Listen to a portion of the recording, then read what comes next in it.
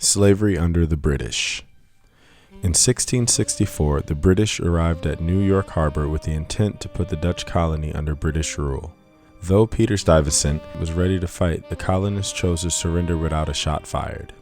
Under Dutch rule, enslaved people were allowed to marry, learn a trade, earn money outside of forced labor, attend church with white enslaveholders, and keep their children. The laws of slavery were different under British rule. Those in bondage were not permitted to have a family, earn money independently, or attend mixed-race congregations. The British introduced the Black Codes. They were rules all enslaved people had to follow. They could be whipped or killed by either their owners or the militia if they broke these rules. For example, the enslaved had to carry a pass from the slaveholder to prove they had permission to travel to and from a specific place and could not gather in groups of 3 or more in fear of slave revolts. Any noise in the streets on Sundays could get somebody whipped.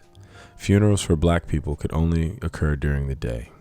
Furthermore, those who were former slaves were not allowed to inherit property or home, and those freed after 1712 could not pass down their land or home to their children. Both free and enslaved Africans were segregated to their own area in the church. At various times, those in bondage revolted against these rules. Slave patrols enforced the day-to-day movement and behavior of bondsmen or enslaved people. The legacy of race-based forms of law enforcement continues to assault black communities in the present.